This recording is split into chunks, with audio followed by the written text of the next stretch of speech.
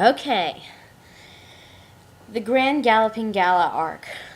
What should I start with? I have to say, though, rewatching the episodes that I'm planning on reviewing today really cemented my love for this show even more. I mean, this is obviously the first time I'm rewatching any of the episodes, and honestly, I feel so much better after doing it. It's like I'm just reinvigorating myself with Brony Love, and I love it so much.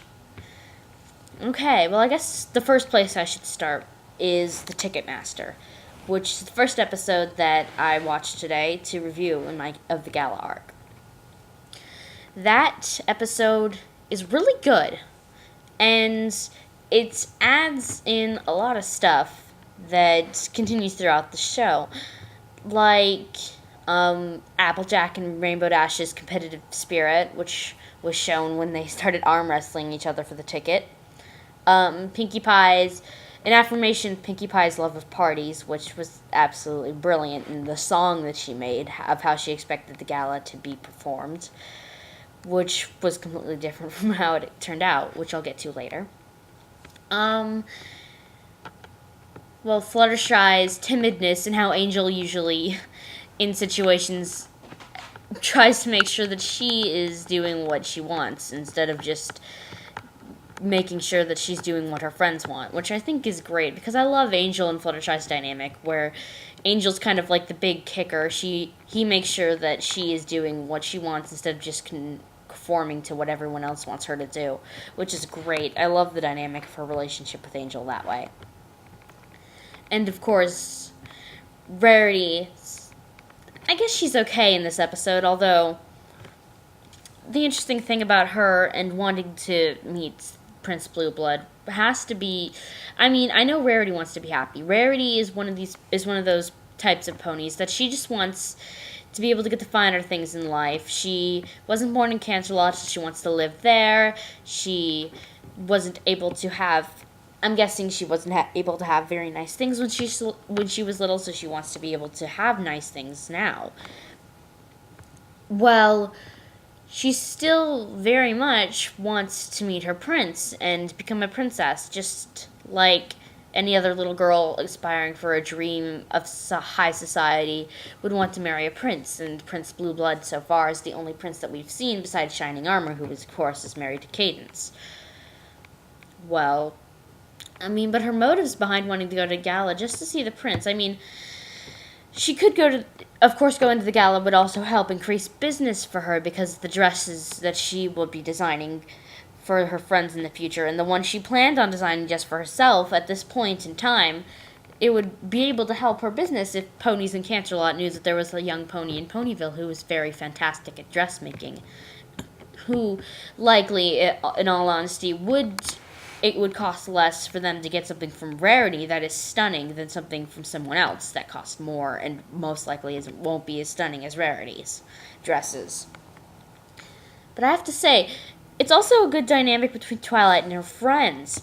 I remember a while ago, I watched a video by, honestly, someone who I can't remember right now, and I'm sorry if I use this without them knowing about it, and I can't name them, that another reviewer was reviewing the first two episodes of Friendship is Magic, and and eventually got to the Ticketmaster, and they were talking about how in this episode we finally get to see some dynamics between Twilight and her friends as her friends, and not just Twilight and her friends as them finally meeting for the first time. This is the first episode when we see them as Twilight's friends and not new ponies who she doesn't know anything about. Twilight is striving to make good graces with these new friends of hers, but she doesn't know how, which is why when the tickets come along and she only has two, she can only choose one other person to go with her. She's afraid of disappointing any of her new friends if she doesn't choose them to come with her, which is something she doesn't really want to do, considering the fact that she's just made all these new friends, and she doesn't want to lose them yet. So, I mean, that is definitely a great point to this episode, that we finally get to see the rest of the main six as they are. But, of course, there are some flaws in this episode. Like, Fluttershy. I've noticed in this episode that there are scenes when it shows Fluttershy yelling at Twilight, and it doesn't seem like that would be something that she would do. Where we see her ganging up on Twilight, just like all the other main six are doing, but she looks like she's very angry with Twilight and wants to get the ticket super badly, but she's Fluttershy. I mean, a couple episodes later, she's terrified of her own shadow, and it literally shows her being scared of her own shadow. So why on earth would she be yelling at Twilight just for the sake of getting a ticket? And, I mean, that's something I have a problem with, very much so. And there are also other nice little tidbits in this episode, such as, well, when Rainbow Dash was confronting Twilight after apparently following her, how she kind of couldn't help but be like, no, yes, maybe, that doesn't matter. It was sort of Rainbow being, well, what we consider her, she was trying to be loyal to what Twilight was saying. I guess it could be, in a sense, as part of her elements of loyalty. She was trying to be loyal to what Twilight was saying, but she didn't want to say that she was following her because she was trying to spy, and that wasn't something that Rainbow would think Twilight would like. And also how Pinkie Pie just crap. I have a question. What do you think Pinkie Pie was running to? I mean, she just all of a sudden comes out of Sugar Cube Corner for absolutely no reason and bumps into Twilight. What do you think she was planning on doing before she had bumped into Twilight? Because I doubt that Pinkie would have been able to notice immediately that Twilight was having something important with her at that point. I mean, that's something that I don't even think Pinkie can tell. So, I mean, and what could that have been about? What could she have been doing? And of course, well, I guess I don't have much else to say about this episode, except for it was a great episode. I love that it was co-written by Lauren Faust, because Lauren Faust, honestly, she knows what these characters are planning on becoming, and having her help write the first two episodes and then help write this third one, it puts the series in a good motion, because she was the showrunner for the entire first season. And after the first season, I mean, things kind of downfalled a little. The show's still good, but I can honestly say that the way that Faust envisioned how these characters would interact with one another and grow as characters is honestly how the series is set, and the first 3 episodes set up what these characters are going to end up becoming. And honestly, the rest of the crew of the show really worked hard on making sure that the characters ended up becoming closer to what Faust had envisioned them in the first place. And I love that so much. Okay, well, the second episode I'm planning on reviewing, as according to the Gala arc, is Suited for Success. This episode, to me, is MLP at its finest.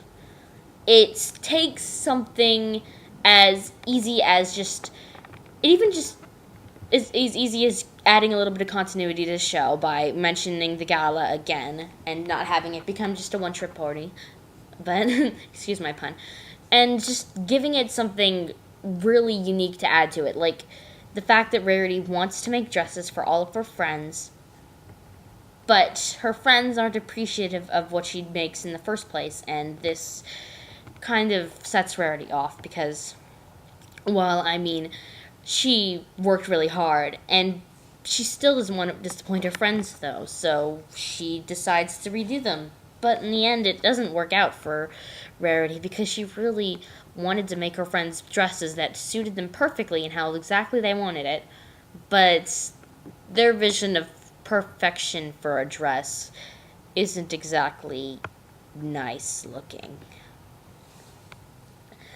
But there are a lot of fantastic elements to this show. I love this episode. I mean, first we get our second song, not counting any songs that Pinkie Pie has done in the first season, right after Winter Wrap-Up, which it kind of cements that the songs in the show are going to keep happening. And it's brilliant, this song. The Art of the Dress has to be one of the greatest songs in MLP because of the way that, I mean, they take the first part of the song where Rarity is making the dresses that she originally intended for the girls. But then we have the second part of the song where we have the girls coming in and trying to convince Rarity about something else that they want her to make for them, which has Rarity freaking out so much. And the song has a lot of higher notes that just, and a lot of more bass and tone. Daniel Ingram really works up magic in this episode. There's so much good about it, the first part and the second part of the song. And of course, there are all the other things that I love about this episode, like the introduction of Opalescence, who is the fourth pet that we are introduced to in this show, and Rarity in her designer glasses, which I say are absolutely adorable. And it's interesting that we see ponies with glasses. I think that they're cute on her, just so cute. And Pinkie Pie's cat lady line, I love that. It makes me laugh every time I hear it, because it's like, well, apparently if Pinkie's going to go that way, then there might be other cat ladies in Equestria, which is kind of startling and disturbing to me. But, I mean, it means that there's something like that in Equestria would be startling and disturbing. But Pinkie's line, she's like, just give her time. It's great. And Rarity's hairstyle, when she's having that freaking out scene, wearing the slippers and the robe, it's adorable. I wish Rarity wore her hair like that more often. Those little bits on the one side and the big poof on the other side, I think it looked great. And yeah, Rarity should have her hair like that more often. I mean, I love her hairstyle now, but that one is just brilliant looking. It really gives her a sense of difference from everyone else, because the ponies all have their hair in a certain way that it's long in the back and a little bit long on the side, but that one made it all short in the back and very big on the side, and I loved it. It was adorable. And of course there's all of Opal's movements as well. I guess I have to say that Opalescence is one of my favorites, because she has a lot of personality, even though we don't see much of it.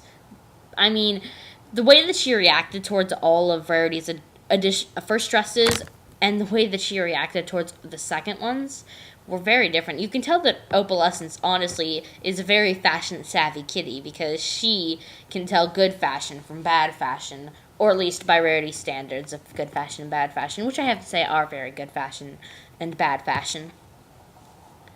And so much other things. This episode is very good. I love seeing Rarity. This is definitely Rarity's best episode, because she's the embodiment of the element of generosity in this episode. We literally see what Rarity does on a daily basis. She makes dresses for herself and for other ponies, and we see her element of generosity in a way that we don't see it in many other episodes, as Rarity being generous to other ponies and not wanting to disappoint them, but as well as Rarity also wanting to stick to her fashion as much as possible, even if it means having to bend her generosity just a little bit.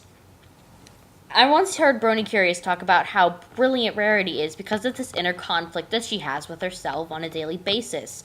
Her generous nature, as well as her fashionista style. That everything she is generosity and being a fashionista at the same time.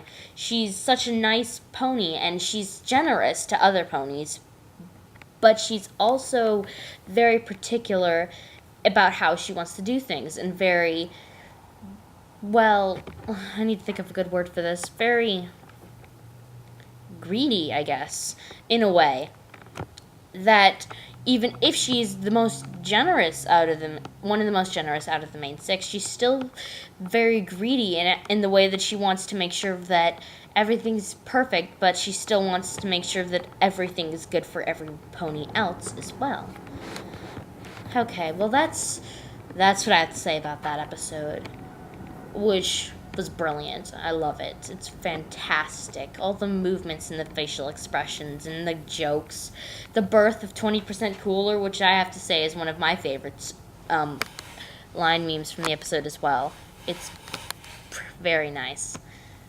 Okay, I guess I can end the video on what this whole thing is supposed to be about.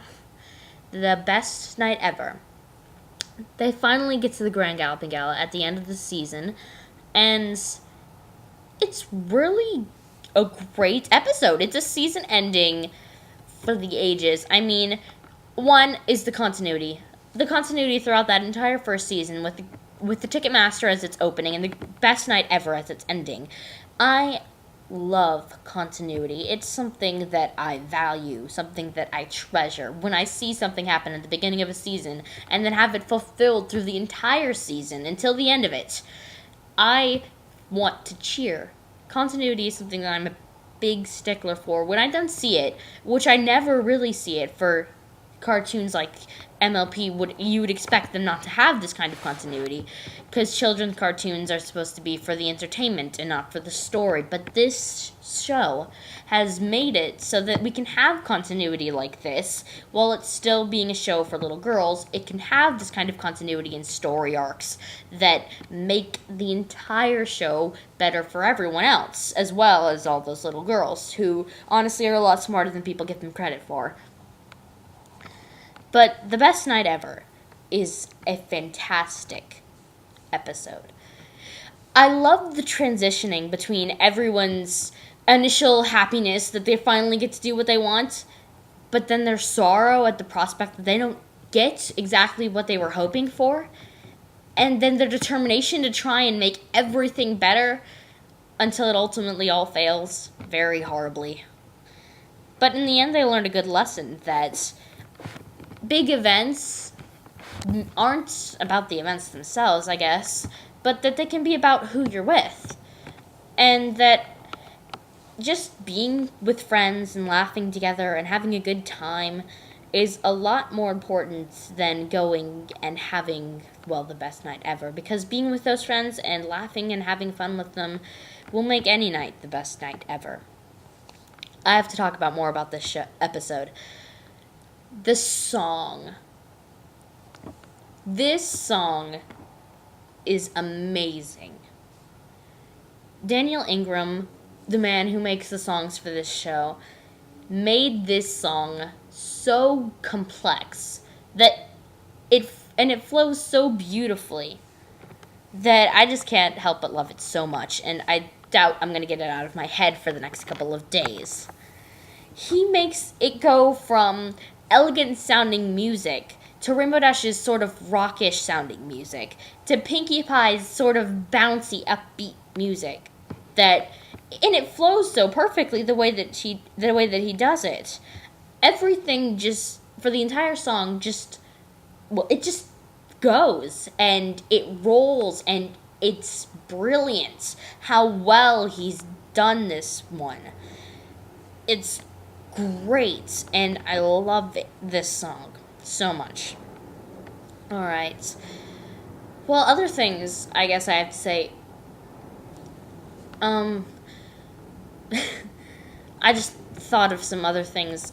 The thing Celestia did, jumping from one cloud to the next in an arc, it just completely reminded me of Disney. It looks so much like Disney, and I thought that was adorable. And I mean, the entire Gala arc is something that I love because it shows MLP at its finest, and continuity is everywhere, and it makes me happy to be able to know that such a show like this can do this kind of stuff, where it can be for little girls, yet have the story and continuity of a show made for adults. Well, I guess that's all I have to say about this episode. And it's definitely these episodes, definitely just brilliant. Let's see. Well, I really need to think about what I'm planning on doing next week. I don't know what I'm planning on doing next week just yet. So I guess next week is going to be a surprise. And I plan on starting to do these on Tuesdays because those are days that I know I'm going to be alone in the house. And I'd rather do them in the house while I'm alone instead of when other people are here because, I don't know, how I'd be able to do that. It'd be awkward for me and everyone else. So I think Tuesdays are a good day. Tuesdays are a day that I know I will be alone. It's very unlikely I'll have to change that date in the near future. But I guess that's all I have to say. I want to thank everyone who's viewed my videos so far. I mean, I got 16 views in 2 days on my first video, which is why I made that one so quickly afterwards. And I got 5 views within the next day from that one, although it's been slow going since the last week. But I don't care. At least I'm putting myself out there, and I'm making a name for myself. So, until next week, I'm Phantom Rose, and let's see what else I can think of